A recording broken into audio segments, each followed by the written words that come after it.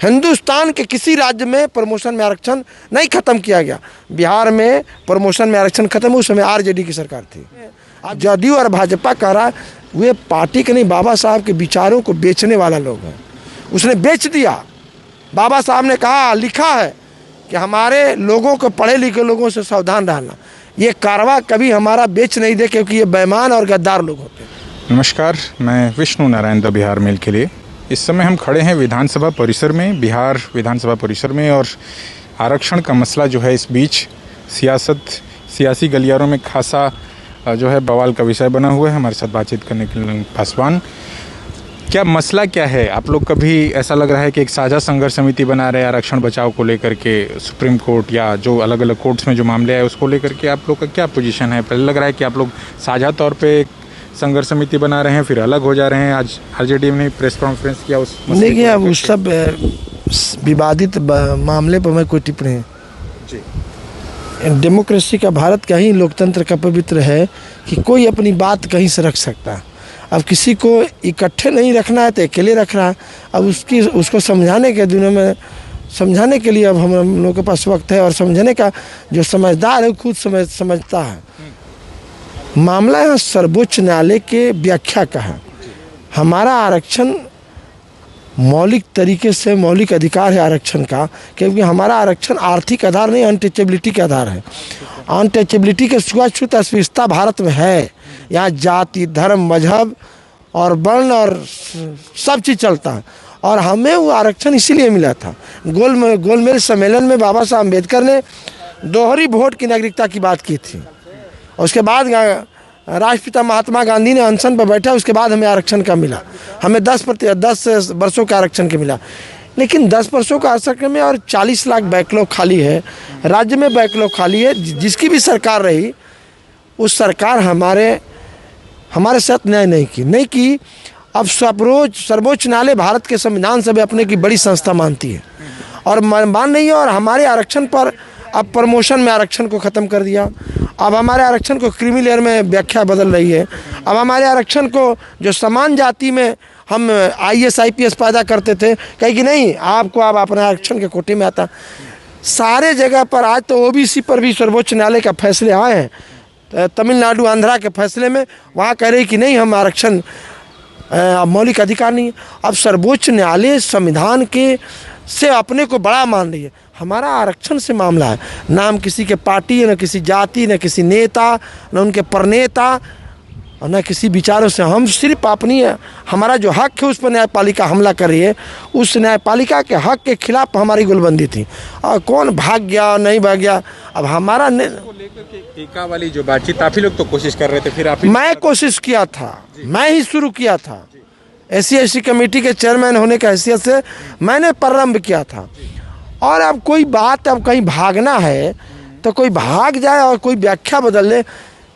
41 को MLA, हमारा नेतृत्व तो हम नहीं करेंगे तो मेरा नेतृत्व करेगा कोई दूसरा। कोई हमारे घर में कोई लोग लड़ने वाला, हम लोग लड़ने वाले लोग नहीं हैं क्या?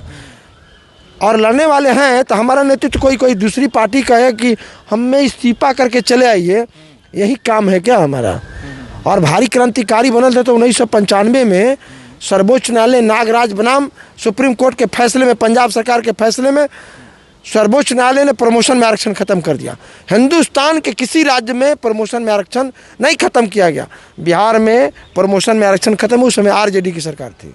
आप जिसकी व्याख्या कर रहे हैं, लालू यादव मुख्यमंत्री थे, और रातों रातों बिहार के हजारों दलितों को, इंजीनियरों को प्रमोशन से डिमोशन कर दिया गया। हम बड़ी लड़ाई लड़े थे, 95, 96, 97, 98, 99 लगातार लड़ते रहे। और 2001 में अटल बिहारी वाजपेयी ने उसको संशोधन करके पार्लियामेंट में, और हमको प्रमोशन में आरक्षण दिया उस सुप्रीम कोर्ट के खिलाफ। फिर 2 अप्रैल 2018 को एट्रोसिटी एक्ट में जो व्याख्या बदली सुप्रीम कोर्ट ने, उसके खिलाफ नरेंद्र मोदी ने पार्लियामेंट में बिल लाकर हमको लागू किया। तो हम कौन पार्टी को गाली दें? हम किस पार्टी का आलोचना करें? और जो लोग कह रहा है कि इसमें जदयू और भाजपा कह रहा है, वे पार्टी के नहीं, बाबा साहब के विचारों को बेचने वाला लोग हैं। उसने बेच दिया। बाबा साहब ने कहा, लिखा है कि हमारे लोगों को, पढ़े लिखे लोगों से सावधान रहना, ये कारवा कभी हमारा बेच नहीं दे, क्योंकि ये बेईमान और गद्दार लोग होते हैं। और इतनी बड़ी जमात में न किसी पार्टी की, न किसी जाति की, न किसी धर्म का, न किसी नेता का। हम अब कोई बात कह दे कि ललन पासवान बुलाया, क्यों बुलाया? तो आपने बुलाया भी नहीं, मैं बुलाया, और मेरे चलते मेरा किसी का नाम छप जाए, किसी का नाम। आंदोलन इशू सबसे बड़ा सवाल होता है, व्यक्ति बड़ा नहीं होता है। इसमें एक सवाल जो उठता है कि आरक्षण के मसले पर अगर टिप्पणी की है सुप्रीम कोर्ट ने, तो क्या आरक्षण के मसले की व्याख्या नहीं हो सकती? उसको नहीं, क्या नहीं ना, हम ये जानना चाहते हैं क्यों व्याख्या करेगी? हमारे बैकलॉग पर कभी व्याख्या नहीं की। 40 लाख बैकलॉग है, सुप्रीम कोर्ट कहाँ थी? हमारे आर्थिक, हमारी परेशानियों पर, हमारी बेबसी पर, हमारी लाचारी पर, हत्या पर, बलात्कार पर कभी व्याख्या नहीं की। अब हमारा अधिकार पर व्याख्या करिए। ये तो लगता है कि कोई चिढ़ा हुआ है और मानसिकता मैंने कोई कारण से मानसिक तौर से वो हमें हमारा हित पहुंचाना चाहता है और संविधान के खिलाफ हित पहुंचाना चाहता है। 16(4) क में क्या लिखा हुआ है? व्याख्या है कि नहीं? संविधान अगर सर्वोच्च न्यायालय का कोई जज, चाहे सर्वोच्च न्यायालय का कोई जिम्मेदार आदमी संविधान नहीं पढ़े और संविधान से ऊपर भी व्याख्या करे, इस डेमोक्रेसी में इससे बड़ा लोकतंत्र में और इससे बड़ा घातक बात क्या हो सकती है? हम न किसी से मांग रहे हैं आरक्षण, ना हम किसी का आरक्षण छीन रहे हैं। समान जाति के लोगों को आरक्षण मिला। देश के दलितों में कोई दलितों ने विरोध नहीं किया।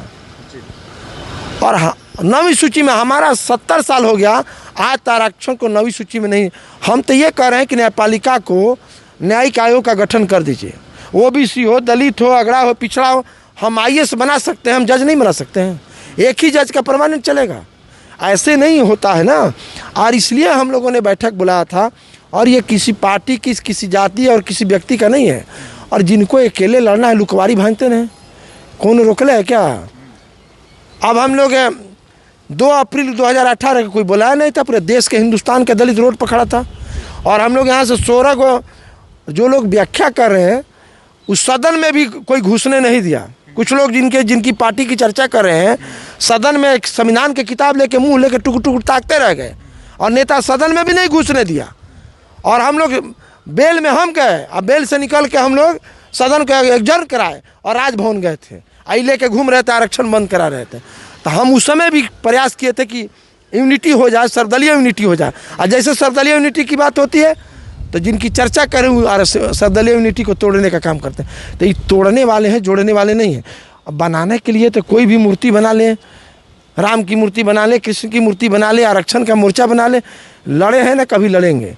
हम लोग को याद है इस सब बात का, इसलिए इस पर कोई हम व्याख्या नहीं करना चाहते, कोई टिप्पणी नहीं करना चाहते। लेकिन ये बात कहना कि इतने बड़े आंदोलन के हिंदुस्तान के कोई राज्य नहीं जहाँ से ये नहीं आ रहा कि आप लोगों ने अच्छी बात शुरू की है, और अब वो अच्छी बात में आपने तेजाब डाल दिया, पानी वो इंच दिया, और उसके बाद कह रहे कि हम लड़ने जा रहे हैं। अब क्या लड़िएगा? तेजाब भी डाले हैं, पानी भी उछले, दोनों चीज़ कैसे होगा? अरे कहीं ना, तेजाब पानी डालेगा तो डालेगा कैसे नहीं कहे?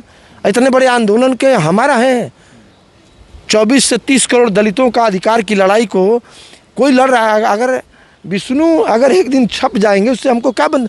हमारे लिए अधिकार इश्यू, हमारे लिए एजेंडा है, हमारे लिए व्यक्ति प्रधान नहीं है, मेरे लिए पार्टी प्रधान नहीं है, मेरे लिए अधिकार प्रधान है। हम आरक्षण के ही एक सीट पर, जनरल सीट पर कोई दलित अगर जीतता है तो अपनी हैसियत से 1-2 सीट जीत जाता है।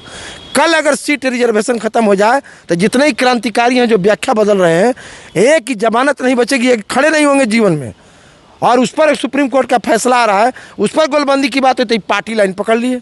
हम तो पार्टी लाइन नहीं पकड़े, हम तो कोई पार्टी और जाति की बात नहीं किए।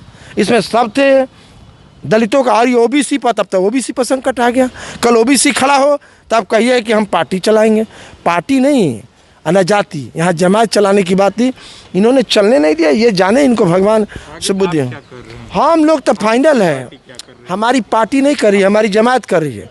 हमारी जो मोर्चा है, हम लोग बताए ना आपको कि हम लोग मांगे हैं मुख्यमंत्री से, राज्यपाल से समय, हमको लगता है कल ही 4 बजे राज्यपाल से समय निर्धारित हो जाना चाहिए। राज्यपाल से मिलेंगे, राष्ट्रपति से मिलेंगे, प्रधानमंत्री से मिलेंगे, जरूरत पड़ेगा तो सुप्रीम कोर्ट जाना होगा, जाएंगे। लेकिन हम लड़ाई को बिट्रे नहीं करेंगे। हर हालत में मरते दम तक, जब तक धरती पर जान रहेगा तब तक इस सवाल पर हम लोग लड़ते रहेंगे, जब तक विजय हासिल नहीं करेंगे। बहुत शुक्रिया हमारे साथ बातचीत करने के लिए। ललन पासवान, SC/ST कमीशन के चेयरमैन, विधानसभा परिसर से रजत के साथ मैं विष्णु नारायण, बहुत धन्यवाद।